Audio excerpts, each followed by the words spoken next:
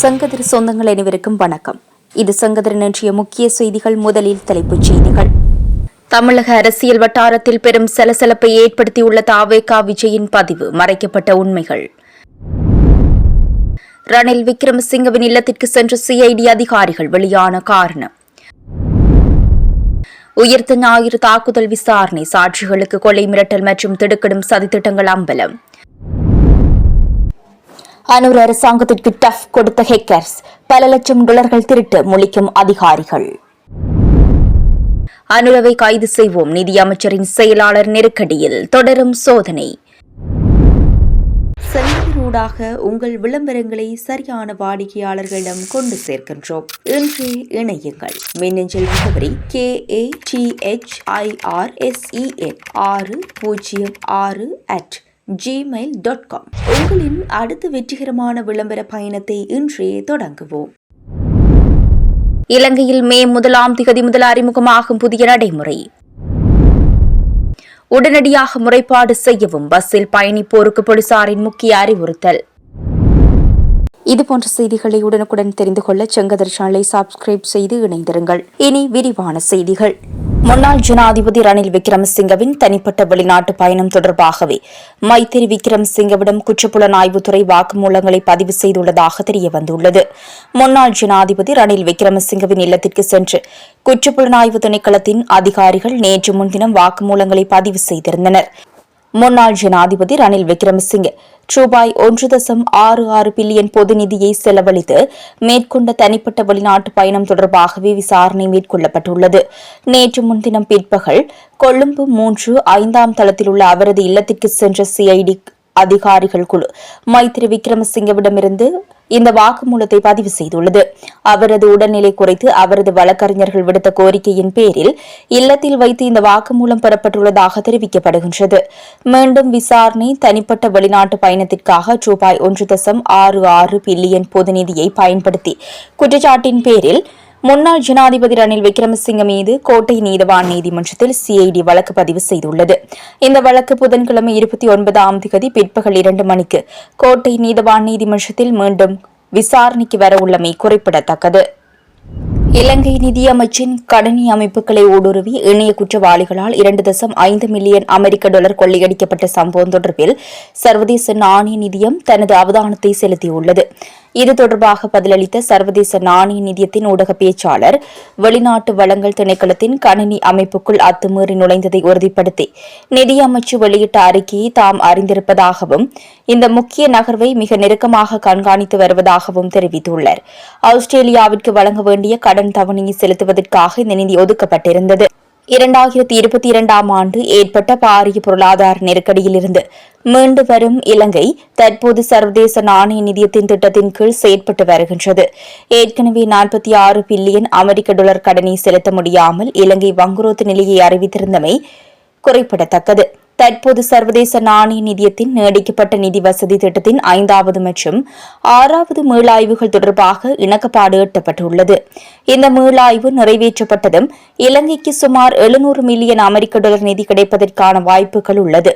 இந்த திட்டத்தின் கீழ் மொத்தமாக 3 பில்லியன் டாலர் நிதியை வழங்க 2023 மார்ச் மாதம் ஒப்பந்தம் செய்யப்பட்டிருந்தமை குறிப்பிடத்தக்கது. திரைசேரிக்கு சொந்தமான 2.5 மில்லியன் அமெரிக்க டாலர் நிதி போலியான மின்னஞ்சல் ஊடாக மோசடியான முறையில் பெரிதொரு வங்கிக் கணக்கிற்கு மாற்றப்பட்ட சம்பவம் தொடர்பில் ஜனாதிபதி அனுரகுமார் திசாநாயக்க உடனடியாக பதிலளிக்க வேண்டும் என திசக்குட்டி ஆராய்ச்சி தெரிவித்தார். கடந்த டிசம்பர் மாதம் இடம்பெற்றதாக கூறப்படும் இந்த சம்பவம் தொடர்பில் அரசாங்கம் இதுவரை என்ன சட்ட நடவடிக்கை எடுத்துள்ளது என்பது குறித்து ஜனாதிபதி நாட்டிற்கு தெளிவுபடுத்த வேண்டும் என்றும் வலியுறுத்தினர். தற்போது நிதியமைச்சர் என்ற வகையில் ஜனாதிபதியும் நிதியமைச்சின் செயலாளருமே இதற்கு பொறுப்பு கூற வேண்டும் என்று தெரிவிக்கப்பட்டுள்ளது. உயிர்த்த ஞாயிறு பயங்கரவாத தாக்குதல் இடம்பெற்று 7 ஆண்டுகள் நிறைவடைந்துள்ள நிலையில் இது தொடர்பான விசாரணைகளில் ராணுவ புலனாய்வு பிரிவு மற்றும் அரசியல்வாதிகளின் தலையீடுகள் குறித்த அதிர்ச்சியூட்டும் தகவல்கள் கோட்டை நீதவான் நீதிமன்றில் வெளிப்படுத்தப்பட்டுள்ளன. குற்றப்புலனாய்வு திணைக்களம் தாக்கல் செய்துள்ள அறிக்கையின்படி இந்த வழக்கில் சாட்சியம் அளிக்கும் முக்கிய நபர்களுக்கு கொலை மிரட்டல்களும் போதைப்பொருள் வழக்குகளில் சிக்க வைப்பதாக அச்சுறுத்தல்களும் விடுக்கப்பட்டு வருகின்றன.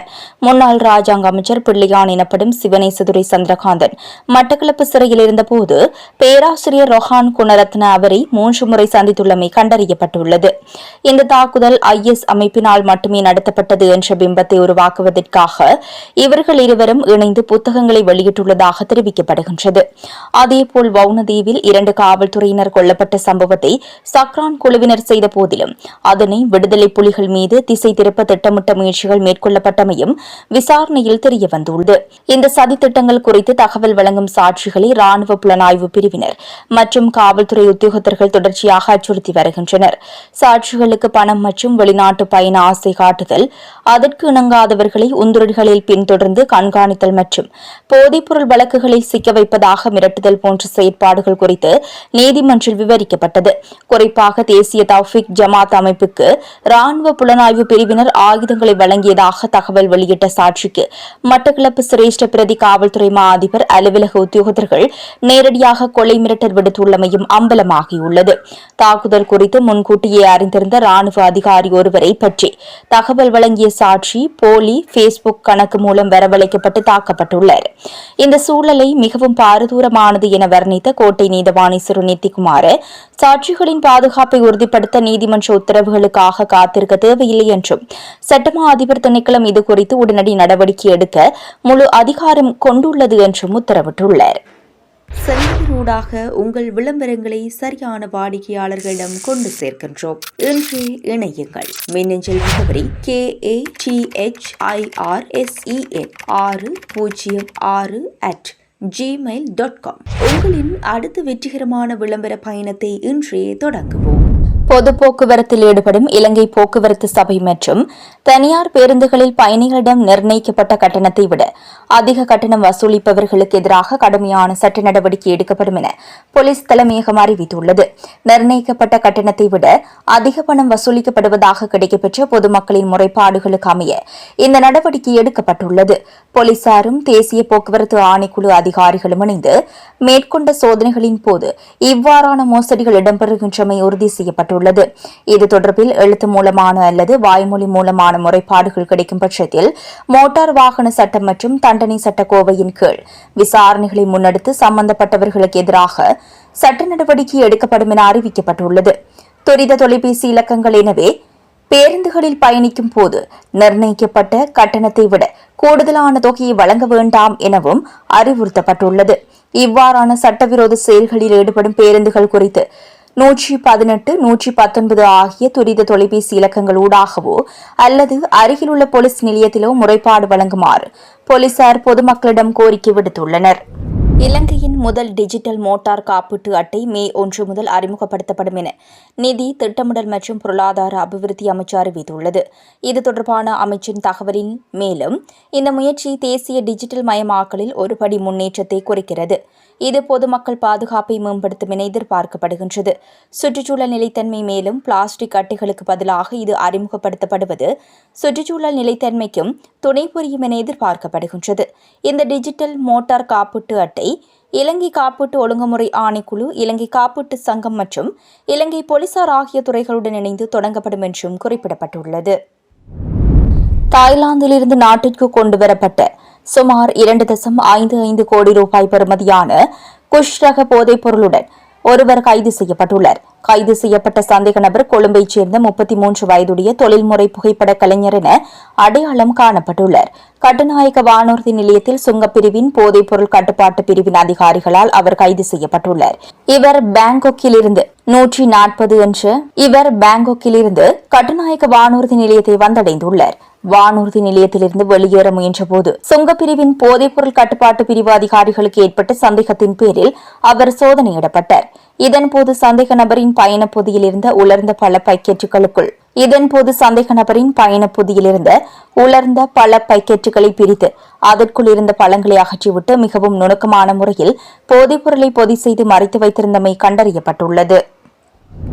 தமிழக சட்டமன்ற தேர்தல் 2026 வாக்குப்பதிவு நேற்று முன்தினம் விறுவிறுப்பாக நடைபெற்று முடிந்த நிலையில் தமிழக வெற்றிக் கழக தலைவர் விஜய் வெளியிட்டுள்ள அறிக்கை அரசியல் வட்டாரத்தில் பெரும் சலசலப்பை ஏற்படுத்தியுள்ளது. தமிழக சட்டசபை தேர்தலுக்கான வாக்குப்பதிவு கடந்த 23ஆம் தேதி 234 தொகுதிகளில் ஒரே கட்டமாக தொடங்கி விறுவிறுப்பாக நடைபெற்று முடிந்தது. தமிழ்நாட்டின் சட்டமன்ற தேர்தல் 2026ஆம் ஆண்டின் வாக்குப்பதிவு வீதம் வரலாற்று சாதனையை எட்டியுள்ளது. இந்நிலையில் நேற்று தமிழக வெற்றிக் கழகத்தின் தலைவர் விஜய் தனது உத்தியோகபூர்வ எக்ஸ் தளத்தில் ஒரு மகிழ்ச்சி பதிவை வெளியிட்டிருந்தார். அந்த பதிவில் ஏப்ரல் 23, 2026 அன்று நடைபெற்ற சட்டமன்ற தேர்தல் வாக்குப்பதிவு தமிழக தேர்தல் அரசியலின் வரலாற்றில் ஒரு உச்சகட்ட வரலாற்று நிகழ்வாக பதிவு செய்யப்பட்டுள்ளது. 85% வாக்குப்பதிவு என்பது தமிழகம் இதுவரை கண்டிராத ஒன்று. எங்கிருந்தாலும் கோயில்களில் காணப்படும் கூட்டத்தைப் போலவே சிறு குழந்தைகளுடன் குடும்பமாக வாக்களிக்க வருவதைக் கண்டு யாரும் வியக்காமல் இருந்திருக்க மாட்டார்கள் என குறிப்பிட்டிருந்தார். அவரது இந்த தரவுகள் மற்றும் அதன் பின்னணியில் அவர் முன்வைக்கும் வாதங்கள் தற்போது கடுமையான விமர்சனங்களை ஏற்படுத்தி வருகின்றன. 85% வாக்குப்பதிவு என்பது தனது வருகையால் ஏற்பட்ட மாற்றம் என அவர் குறிப்பிடுவது தேர்தல் ஆணையத்தின் புள்ளி விவரங்கள் மற்றும் மின்னணு வாக்குப்பதிவு தரவுகளுடன் ஒப்பிடுகையில் முரண்படுவதாக அரசியல் விமர்சகர்கள் சுட்டிக்காட்டுகின்றனர். இந்த முறை வாக்கு சதவீதம் உயர்ந்து காணப்படுவதற்கு பின்னால் தேர்தல் ஆணையம் மேற்கொண்ட SIR முறை ரீதியான சீர்திருத்தங்கள் உள்ளதினையும் சுட்டிக்காட்டுகின்றனர். வாக்காளர் பட்டியலில் இருந்த லட்சக்கணக்கான போலி மற்றும் இரட்டை பதிவுகள் நீக்கப்பட்டதால் மொத்த வாக்காளர்களின் எண்ணிக்கை கணிசமாக குறைந்து இயல்பாகவே பதிவான வாக்குகளின் சதவீதத்தை உயர்த்தியும் காட்டியுள்ளது. இந்த அடிப்படை தொழில்நுட்ப மாற்றத்தை புரிந்து கொள்ளாமல் இது தனது வருகையினால் ஏற்பட்ட எழுச்சி என்று சொல்வது ஒரு மேம்போக்கான விளக்கமாகவே பார்க்கப்படுவதாக அரசியல் விமர்சகர்கள் சுட்டிக்காட்டுகின்றனர். இருப்பினும் புதிய வாக்காளர்களையும் இளைஞர்களையும் வாக்குச்சாவடிக்கு வரவழைப்பதில் தவேகா தொண்டர்களின் செயற்பாடுகள் தாக்கத்தை ஏற்படுத்தியிருக்கலாம் என்றும் அரசியல் விமர்சகர்கள் கருதுகின்றனர். இதேவேளை குறிப்பாக தமிழகத்தில் உள்ள அரசியல் ஆய்வாளர்களின் கருத்துப்படி இம்முறை இடம்பெற்ற தேர்தல் பெரும் திருப்புமுனை நிறைந்த தேர்தலாக மாறுமா அல்லது திருப்புமுனையற்ற தேர்தலாக மாறுமா என்ற மாறுபட்ட கருத்தும் நிலவி வருகின்றது. இத்துடன் செங்கதிரின் இன்றைய நாளுக்கான பிரதான செய்திகள் நிறைவு பெறுகின்றன. எமது அடுத்த பிரதான செய்திகளை நாளை எதிர்பாருங்கள்.